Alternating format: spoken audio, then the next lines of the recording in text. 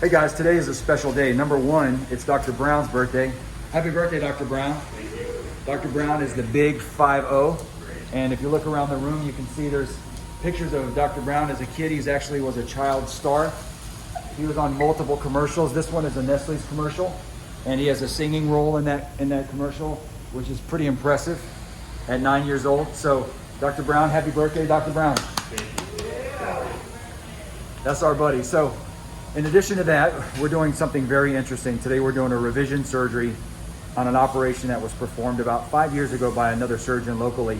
The surgery that was performed, you can see on the screen over there, there's actually screws and a rod only on half of the spine. That's a technique that some surgeons choose to perform. It's not a technique that I really believe in or support or ever perform, because I don't think that providing half the fixation is adequate in stabilizing the spine. A lot of times the key of these operations is immobilizing the spine so that the bone graft that we put in there can heal. So number one, I'm a fan of using real bone. I don't like to use synthetic substitutes unless there's no bone available. So I almost always use a ring of bone. I almost always use actual bone along the back of the spine. And the screws and the rods are just a splint. They're not actually doing the fusion. So the bone is the key.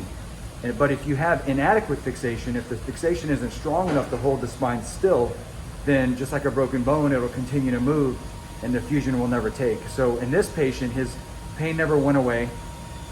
Part of that is because he never fused, because he has screws on half the spine. And in addition to that, he has other levels that are also symptomatic, that are also causing pain. At the time of surgery, he was also very heavy. So that leads to the higher risk of failing as well, because it puts more stress on the fixation and creates motion.